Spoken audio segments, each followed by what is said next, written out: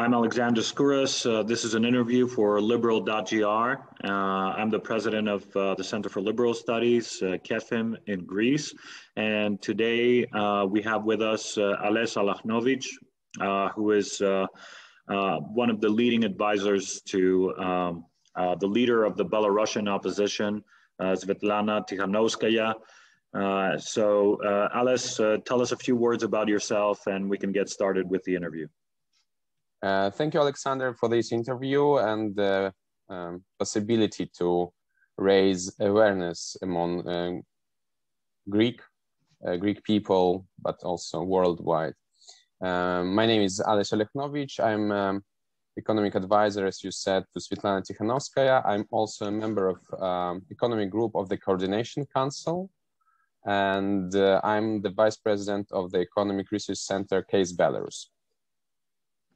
Excellent. So let's get started. As you can imagine, yesterday there was a flight leaving Athens, heading to Vilnius, and it was brought down in Belarus, and there has been significant discussion about this. What is your overall take on the Ryanair flight incident? So my personal view is that this is the example of terrorist act because the military airplane was used to catch the civil airplane and to force it to land in Minsk airport, which was twice the distance from the plane to the Minsk airport was much longer than the distance from the airplane to Vilnius airport, to the closest airport. So it was against the procedures. Nevertheless, it was done in order to get one of the young journalist who was against to Mr. Lukashenko. In light of this, you called it terrorism. What do you think should be the reaction of the European Union? Do you think more sanctions against the regime in Belarus will work? Or should there be a different approach this time? Yes, I think that, and I appeal for this, that more sanctions, including economic sanctions, should be introduced against the Belarusian regime, against the Belarusian economy, in order to release political prisoners, in order to stop the repressions, and in order to finally conduct democratic presidential elections. These three steps would lead to resolution of the political crisis in Belarus. And before we get to next questions, I would like to show or explain that what has been done yesterday with the airplane, it's just one of the examples what's regime is capable of. And this regime is capable of many other nasty things. On Tuesday, last week, it closed the largest independent media, Dubai, the largest independent media, which is read by around 60% of Belarusians on a regular basis. Can you spell that out for us? Dubai, yeah, tut.by, BY. So BY as Belarus, and tut,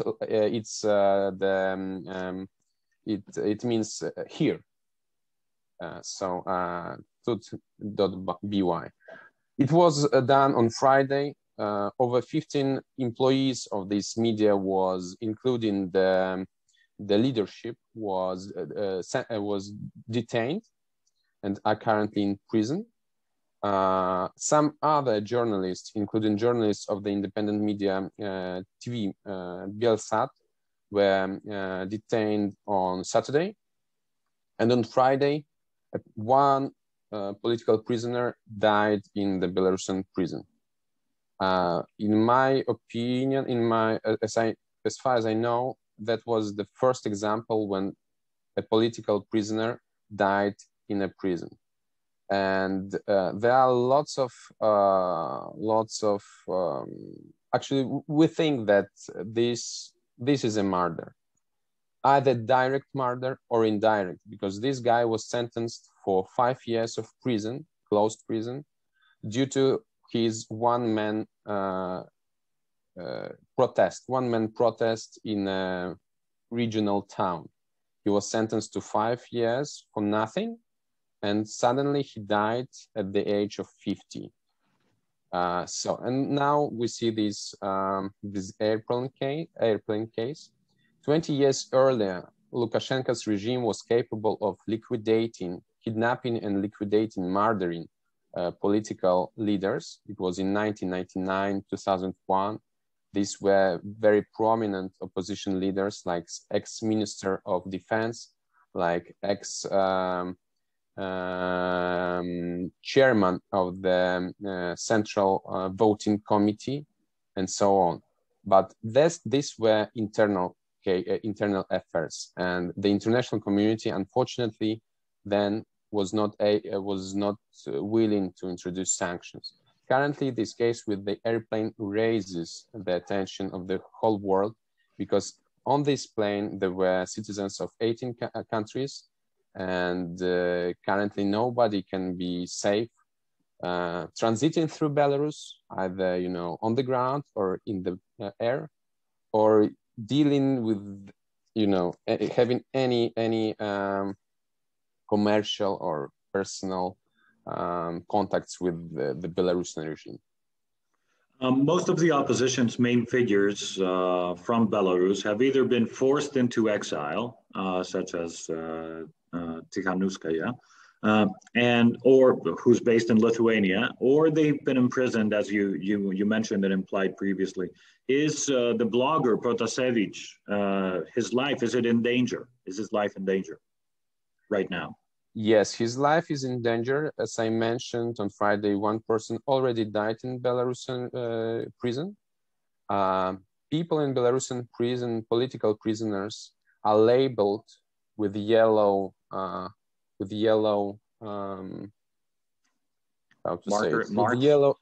mark, yes, with their surname. And if you remember the history, it was the same in concentration camp for Jewish people. And actually, the guy that died on Friday, he was the first one who publicly informed about it in his letters. So political prisoners in Belarusian jails are treated very badly. It changed drastically this year and last year, because previously it was differently. It might be that political prisoners were treated badly, but not always. Currently, all political prisoners are treated badly because the regime wanted for other people to know that if they are against the regime, they will be punished, and they will have the circumstances in which they cannot leave. They will lose their jobs, they will lose their kids, they will lose their lives, perhaps. So people who are currently in jail, and these are more than 1,000 people, they are in great danger. Because, for example, if they are ill, they will not get medicines. If they are ill, they might not get consultations with doctors. They might be put to people who are sick with COVID-19, or who are homeless people and have other serious illnesses. Can you repeat the last sentence? Situations. Can you repeat the last? Yes. I said that they permitted that the Belarusian regime created very harsh conditions for political prisoners, including they do not let them medicines if they are ill. They do not let doctors to them for consultations. They put them sometimes to cells with homeless people who are sick, or to other people who are sick with COVID-19. Wow. So they create the dangerous situation where people can actually die out of illnesses or some troubles, which in normal situation will not happen, and they might happen only due to their political attitude, due to their freedom of expression. I have one more question for you, Ales, and thank you for being so forthcoming. You know, there were some reports that cited messages by Protasevich to his colleagues, where the activist noticed that he was being followed, and he suspected that someone from the Belarusian, there was a Belarusian person with ties to the KGB, looked like an agent to him while at the Athens departure lounge. And Protasevich talked about brief interaction with that person, and it all raises suspicions. So do you think there could be any involvement of other state actors in this unprecedented act of state terrorism as a consequence to what we witnessed with the flight of Ryanair being forced to land in Minsk? I'm not an expert in security, and I wouldn't like to speculate here. I prefer to leave this question for somebody who is more capable of commenting. But there are different rumors, there are different possibilities, including that special forces from another neighboring country of Belarus were included in this, especially taking into consideration that the Russian state media were appraising this operation. And as far as I've heard, members of the parliament in Moscow, in Russia, they also actually were impressed, positively impressed by this operation of Lukashenko. And personally, for me, not as an expert, but just as a human being, it was very nasty and very incredible that somebody can be happy of such incidents. And before we close, what do you think the future holds for Belarus right now? What's the agenda for the coming months or year?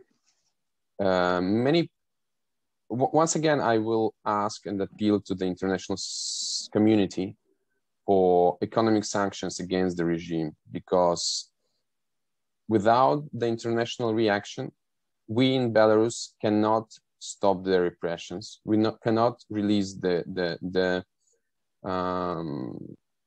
our colleagues from prison. As you remember, in Greece, you also had such times earlier, and it took time before the regime collapsed.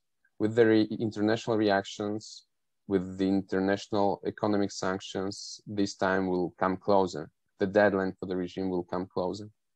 After 26 years of ruling of Lukashenko, Belarus is the country, the economy with the lowest minimum wage, with the lowest benefit for unemployment in Europe, with the third lowest average wage in Europe. So Lukashenko has plenty of time to show the effectiveness of his policy, but it's not true. His policy leads Belarus to the poverty, even without any economic sanctions. So the stereotype or the awareness or consciousness of some politicians, foreign politicians, that economic sanctions will bring the society to poverty is not true, because it's already there. Lukashenko, without economic sanctions, already leads to deterioration of the situation, and only strong economic sanctions, including the embargo on import from Belarus to the European Union of oil products, of